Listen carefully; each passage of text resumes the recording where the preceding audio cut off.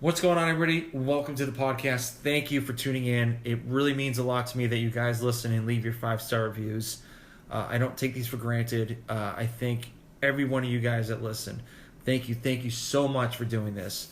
The reason why it's just me talking on the podcast today is because the person that I was interviewing this weekend actually had a scheduling conflict, so we had to reschedule for next weekend, which is perfectly fine. I can perfectly understand, life happens, and it's even harder with kids. So next weekend should be a really, really, really good podcast on Tuesday. So every time that him and I get together, we geek out on fitness, and we actually have a pretty good laugh as well. So I hope you guys enjoy. The other reason why I wanted to talk to you today is I was considering doing a challenge. So what it is, it's called the Type 1 Lifting Challenge, and it's 300 reps. And the 300 reps are 100 push-ups, 100 crunches, 100 flutter kicks.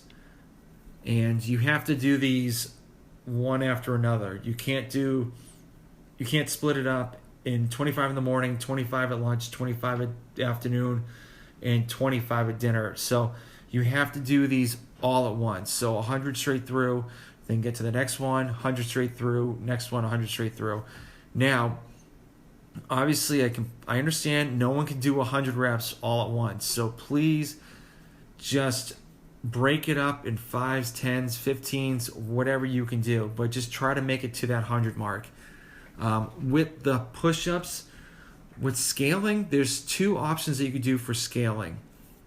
One of them is putting your knees on the ground, placing your hands on the couch, and doing the push-ups that way. And then the second option is putting your knees on the ground with your hands on the ground and doing the push-ups that way. So, but what I like to do for you guys, if you can, is when you do those push-ups, leave a couple left over and try to do a normal push-up off the ground. And then once you start getting good at that, you can kind of make the scaling less and then just do the normal push-ups and just add it that way.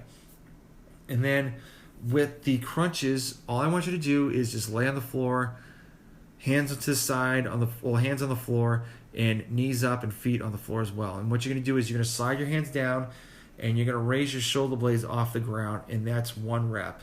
And like I said before with the push-ups, just do as many as you can, or just do it in rep schemes of 5, 10, and so forth. Whatever you feel like it's comfortable for you.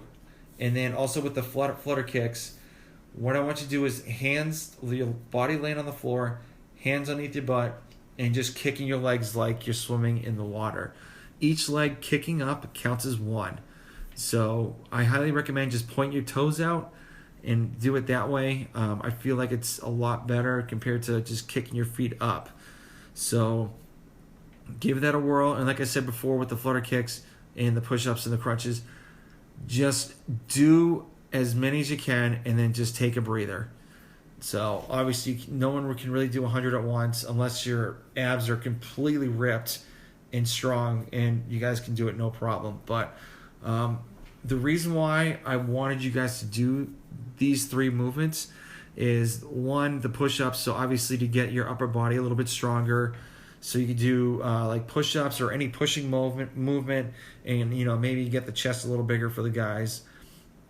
And for the crunches, you're going to be working mainly the upper part of the abs, and then with the flutter kicks, you're working the lower part of the abs.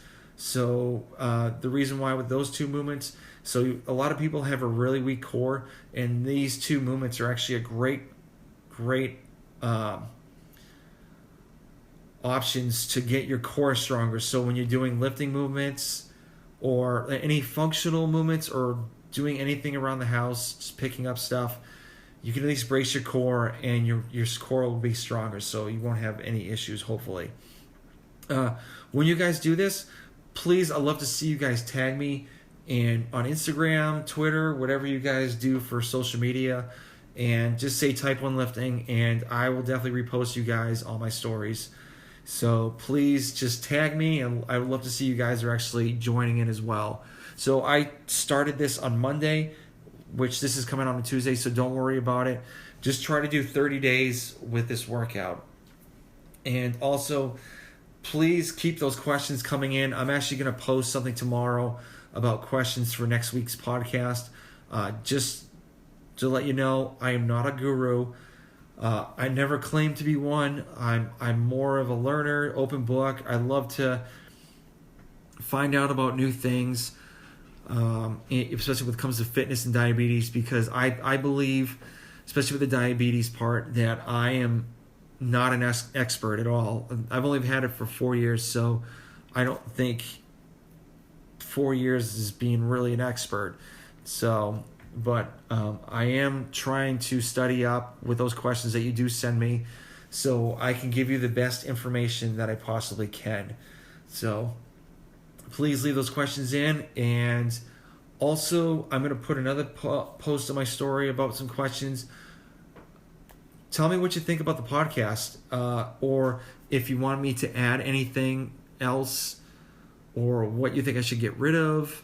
So just because I want to get you guys feedback on how's everything going and how I can improve myself to give you guys the best podcast that I can. So please leave a comment on the question area for the Insta stories, and we'll just go from there, all right? Well, I hope you guys have a great week. Hope those sugars are actually normal, and just kick ass. All right, have a good one, guys. Bye.